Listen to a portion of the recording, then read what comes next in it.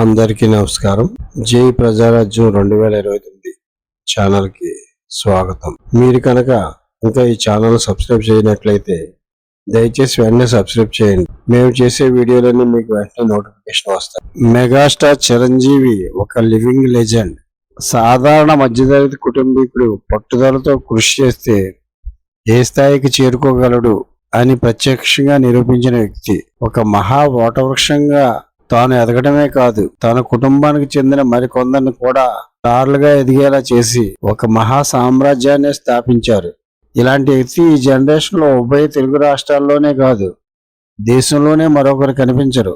అలాంటి చిరంజీవి కొన్నేళ్ల క్రితం ఓ ఫంక్షన్ లో మాట్లాడుతూ ఓ మాట అన్నారు. నేను జీవితంలో దేనికి గర్వపడతానంటే మెగాస్టార్ అని గర్వపడను, కేంద్ర మంత్రిగా చేశానని గర్వపడను, చరణ్ కి తండ్రిని చెప్పుకోవడానికి గర్వపడతాను అన్నారు.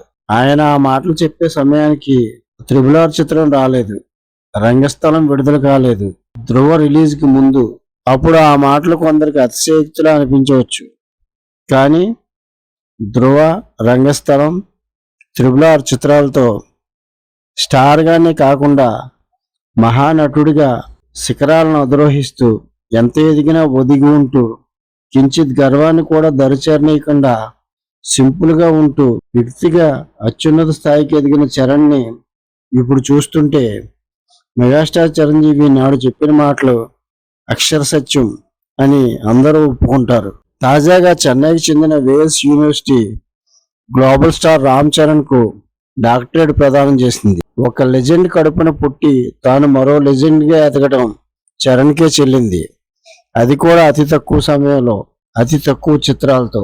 ధ్రువ, రంగస్థలం, RRR చిత్రాలతో చరణ్ సృష్టించిన సంచలనం అంతా ఇంతా కాదు. చరణ్ క్రేజ్ రాష్ట్ర దేశ సరిహద్దులు దాటి అంతర్జాతీయ స్థాయికి చేరిపోయింది. ఇక ది గ్రేట్ శంకర్ తో చేస్తున్న గేమ్ చేంజర్, సానా బుచ్చిబాబుతో RC16, సుకుమార్ తో RC17 చిత్రాలతో ఎవ్వరికీ అందని స్థాయికి చరణ్ చేరుకుంటారని ఘంటాపదంగా చెప్పవచ్చు. ఈ వీడియో కనుక మీకు నచ్చినట్లయితే లైక్ చేయండి, షేర్ చేయండి. మన జై ప్రజారాజ్యం ఛానల్ని సబ్స్క్రైబ్ చేయండి.